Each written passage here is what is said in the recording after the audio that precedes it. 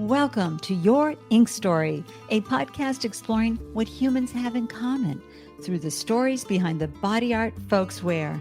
I'm your host, Ande Lyons, and I hope these ink-spirational short stories, sharing the heart behind tattoos, fascinate you and leave you feeling more meaningfully connected to humanity.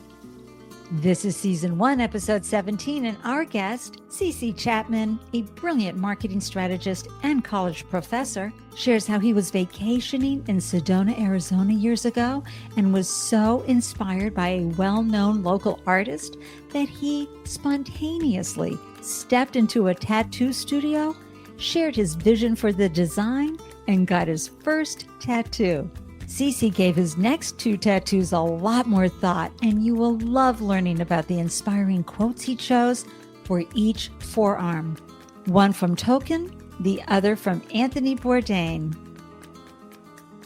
Welcome to Your Ink Story, I'm so delighted you're here to share your ink story. How you doing? I'm doing fantastic, and I'm excited for this conversation. I love the show idea. I love talking tattoos, so thank you for having me. Well, folks, lives right down the road from me, and I've had the genuine pleasure to know him and follow his online marketing advice for, hold on, over 12 years. Woohoo! So, long time.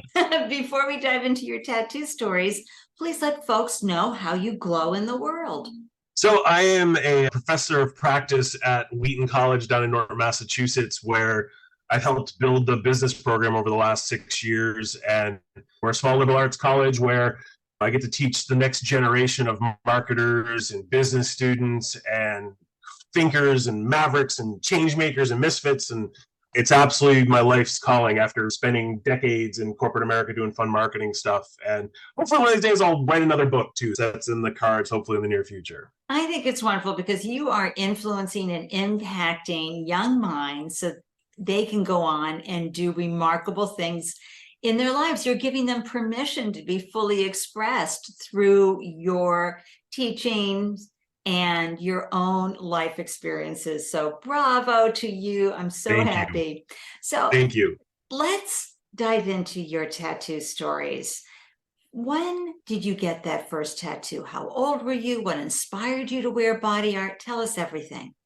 I knew I always wanted ink. It was just something that I wanted. I know some people are very freewheeling. My daughter's this way. She'll just walk into a tattoo shop and be like, I'll get this. I really put a lot of thought in it. And I was on vacation with my wife in Sedona, Arizona, where if you've ever been, there's lots of art out around, right? And lots of sculptures. And there's this artist, Bill Worrell, who sadly passed away a couple of years ago, but he does these massive 20-foot shamans is what he did lots of art, but that's what he's known for.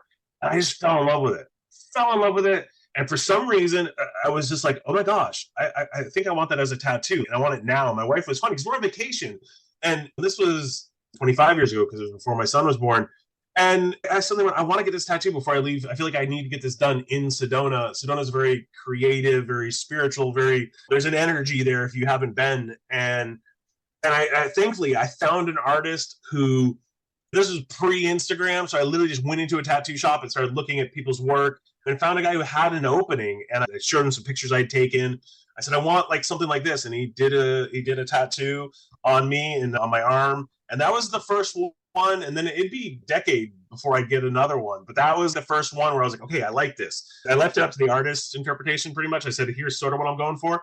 And it's funny because it was my first tattoo, but it wasn't visible. So like nobody knew I had a tattoo for the longest time, which is fine. It wasn't like, I just thought that was a good meaty chunk of a place to put a tattoo near my shoulder. And so were you nervous, like when you sat down to that chair, because it was a random thing? I mean, you did give it some thought, but you were on vacation, for crying out loud. So you walk into this studio and you I was sit scared down. to death. I hate needles.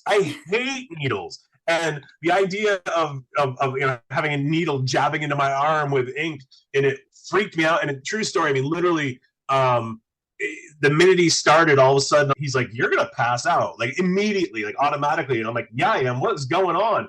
And I remember the guy was so cool. He was just like, listen, your body's freaking out. It's like, what are you doing to me? And now I know it felt like when you pass out from heat exhaustion or you get too hot, like that wave came over me. And I still get that. I get it when I get Novocaine or when I first get a tattoo. Like, it automatically, my body freaks out. And now I'm not as scared, but it was so funny. I remember he sprayed me with this cold water with eucalyptus leaves. And I was like, oh, this is peaceful. And then we proceeded and it was fine. Like, literally, that first minute or two of a tattoo, I still have that happen. But yeah, I was super nervous. And it was one of those things, and it hit me. It just felt like, I have to do this. And if I leave without this tattoo, and it was one of those things, we didn't have kids yet. We didn't have a lot of money yet. So paying for a tattoo was like, this is kind of extravagant, but I'm so glad I did it. Oh my gosh. And listeners, what was it like when you had your first tattoo? Were you nervous? Were you excited? Did you almost faint? Did you have to like fan yourselves? I mean, let us know. Hop on over to Instagram at Tell Me Your Ink Story is our handle. And let us know in the comment section what it was like for you, or wherever you're tuning in the comment section. Let us know what it was like for you when you had your first tattoo. And I love, Cece, that it was a meaningful moment for you. Like, you were just compelled. I need this piece of art on my body, and I'm going to go through this, whatever it takes to make it happen. So as you got up and you left and you were with your tattoo for a few days, what was that like? Well, I remember thinking, okay, this hurts. That moment afterwards, it feels like someone's like scratched you.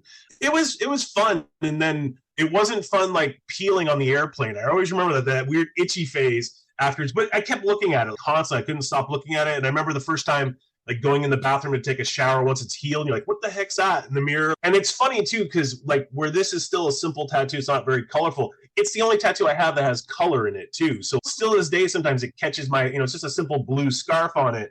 But when I see it, sometimes I'm like, oh yeah, I forget that I kind of forget that I have it, because when my other tattoos are all visible, I kind of forget. But no, I loved it. I was so happy, and I got home, and I remember we got back and showing like my parents and everything. I'm like, hey, I brought back the coolest souvenir ever. And I'm so glad. No regrets, none at all. I love it. And then when did you get your next tattoo, and what is it?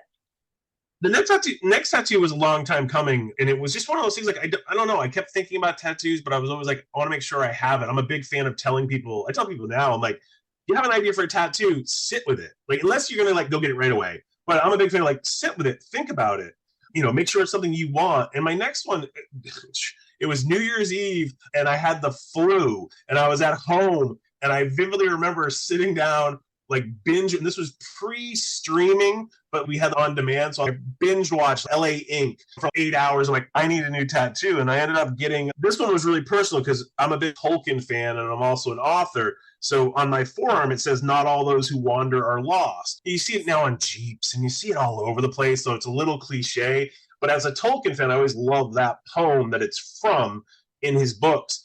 But then I got it much more personalized because I just finished my second book, Amazing Things Will Happen, and there's a tree on the cover. So I have the tree on it, and then I also am a big Robert Frost fan, so I have a path diverging. I went to the artist and said, here's what I'm thinking. And the funny part, my wife still laughs at me because it's on my right forearm, which is my writing hand. And I remember saying to my wife, are you okay with me getting this tattoo? And my wife, we've been together forever. We just celebrated our wedding anniversary the other day. And she's like, why are you asking me? You don't have to ask. I'm like, well, I don't know. It's going to be visible. Does that bug you or anything? She's like, no, not at all.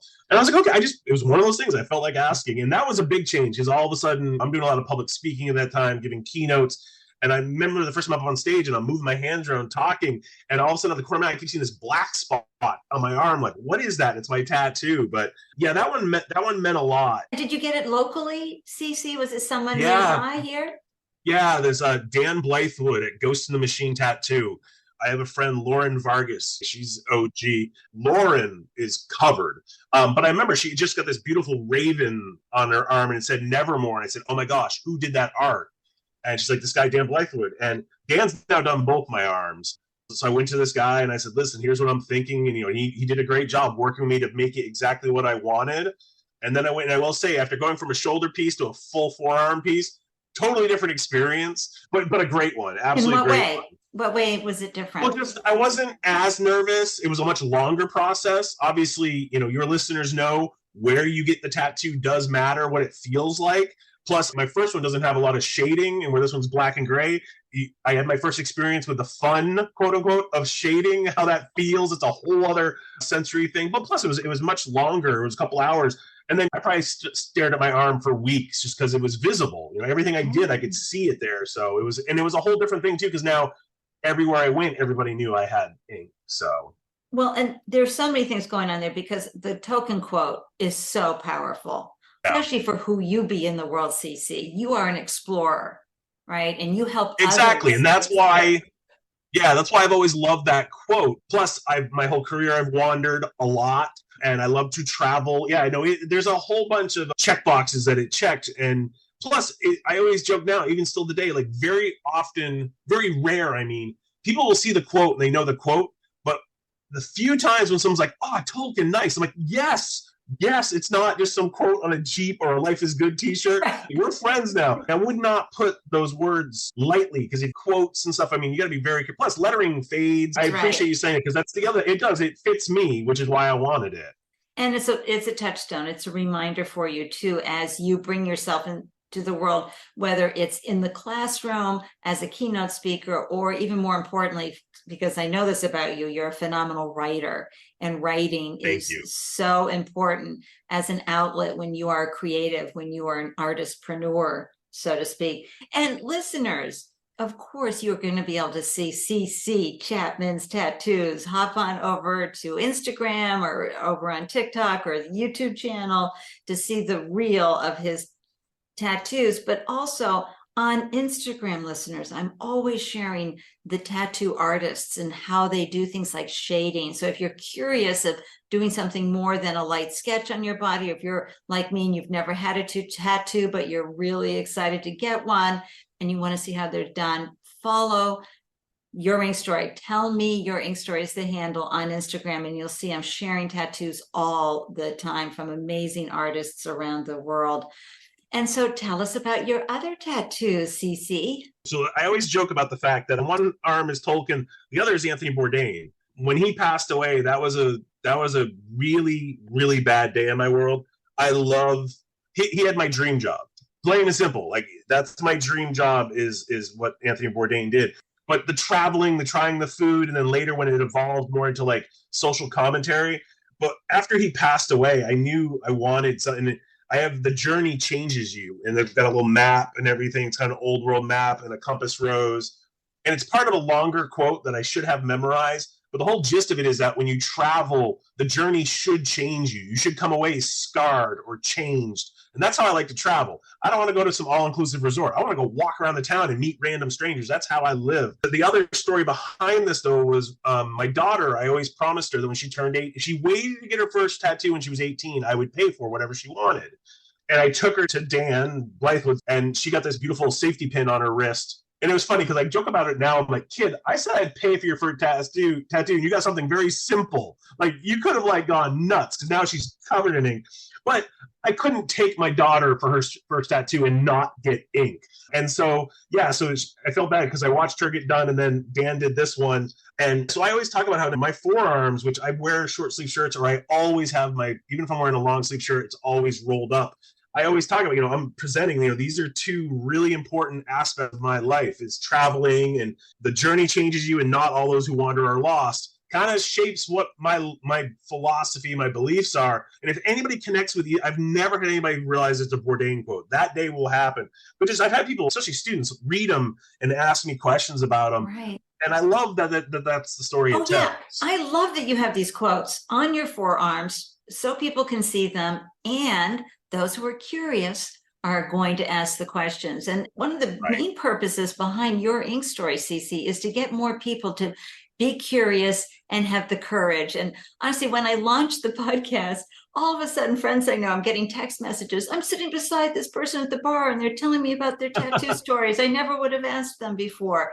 And this is how we can not only connect more deeply with each other, but we can ignite conversations that go beyond the surface. So your quotes are so powerful, and especially honoring Anthony in such a meaningful way, because he really touched millions of people's lives.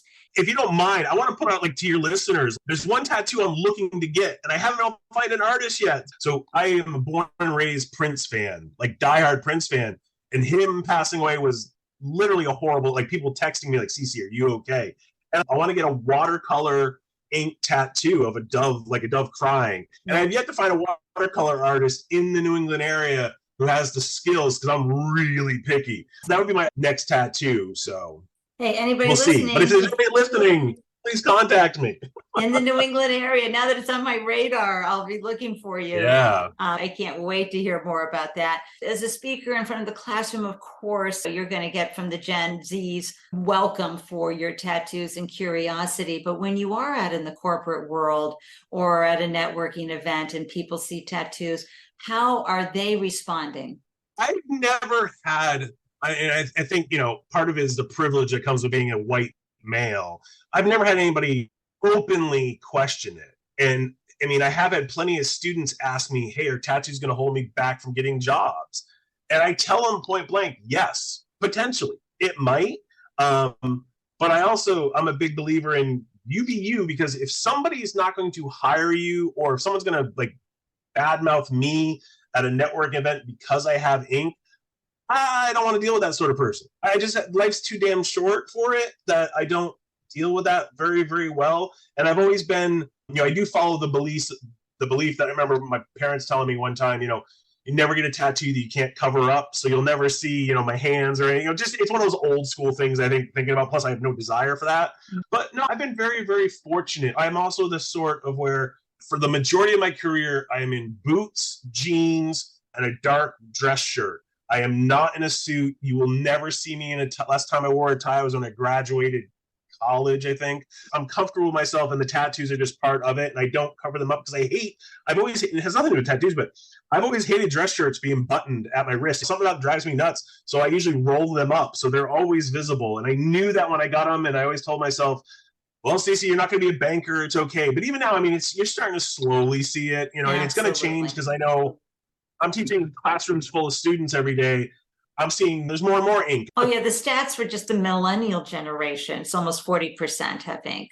Yeah. So it's changing. It's going to be fun. It's going to be fun seeing the grandparents and with ink. I can't wait. Someday I think about that. Someday I hope to be a grandfather. It's one of my few bucket list things left. And I think it's going to be fun that there's going to be this whole generation of little kids growing up with their grandparents having ink. It's going to be great. I love that more than anything. I'm excited. What would you like to see change about the perception of tattoos? How would you like to see society shift? I would love to see people realize that it is an art form. I think it's taken a big step. The fact that with Instagram and social media being around, you can see the art that goes into it. Too many people used to think tattoos were sailors and bikers, and there's nothing wrong with that style of tattoo. I love the old school tattoo. But now you see, I was looking at your Instagram, the patch style or the sticker style or the watercolor. The art form is constantly evolving, and I hope people realize that it is an art form. I mean, I went to a photo gallery one time, semi-recently at an arboretum, and they had a beautiful photo exhibit, and it was all around natural tattoos, so lots of flowers and that sort of vibe. But it was treated just like it was an art gallery, as it should have been. And it was gorgeous. I'd like to think we're past it, but I know we're not in some circles, but I'd like to think to get past the fact that the sort of person, the type of person who gets a tattoo there isn't one. I used to have all kinds of connotations, and it still probably does to some people, but I think those people are slowly dying out, Right. I want people to realize that usually, I instantly approach anybody with a tattoo as they're either creative or at least they know themselves. There's lots of reasons why you get tattoos, but anybody who has ink is public ink too, like visible ink, is probably more self-aware than someone who doesn't have it, because getting something permanently put on your body is a big deal. Even if it's a drunk night mistake, it's still a big deal to make that decision. So I that's what I hope. I hope people embrace the art form that is tattoos. I love it. And on episode 15, listeners, we chat with Jasmine Godbold, who is an entrepreneur. She's a startup founder, and she happily goes sleeveless and shares her tattoos because they are all touchstones to help her stay motivated, to keep growing, and most importantly, to remember to love herself. So, tattoos are very powerful for our state of mind, who we be, but also we're seeing a lot more connection around humanity versus race, color, religion, etc. Oh my gosh, thank you so much, Cece, for joining me on the Your Ink Story podcast. I'm so grateful for your inspirational insights about the art of tattoos and the heart and stories behind your tattoos. You've helped us connect more deeply with each other throughout this entire conversation. Thank you. You're welcome. I don't get to talk about them very often, so it was a ton of fun to talk about tattoos. And just one thing for your listeners, if someone's out there listening and thinking about getting a tattoo, ignore everybody. There's no right or wrong way to get a tattoo. Do what makes you happy. If you want to get it, get it. If you're a suburban mom and want to get, I don't care. Do what makes you happy. That's a good advice for life. As long as it's not hurting anybody else, tattoos are not going to hurt you for the moment you're getting them. It's worth it. Just go do it. But get a good artist, always. Always. If you need some suggestions, hop on over to the Your Ink Story Instagram feed. We're always showing off tattoo artists from around the world. Okay, until next time, everybody, I'm wishing you an inspirational day. Cheers. Thank you for listening to this episode of Your Ink Story. Please rate and review this podcast wherever you are tuning in. And if this episode inspired you, please share it so we can all feel more connected through our common humanity and lived experiences. If you or someone you know would like to share a meaningful ink story on the podcast, please send me an email, Ande@yourinkstory.com, along with a brief description. Feel free to share your thoughts about this episode via a voicemail message by visiting yourinkstory.com. And when you get to the website, just tap the podcast mic icon located in the lower right-hand corner of the screen and leave your message. Until next time, I'm wishing you a delicious day everywhere you glow. Cheers.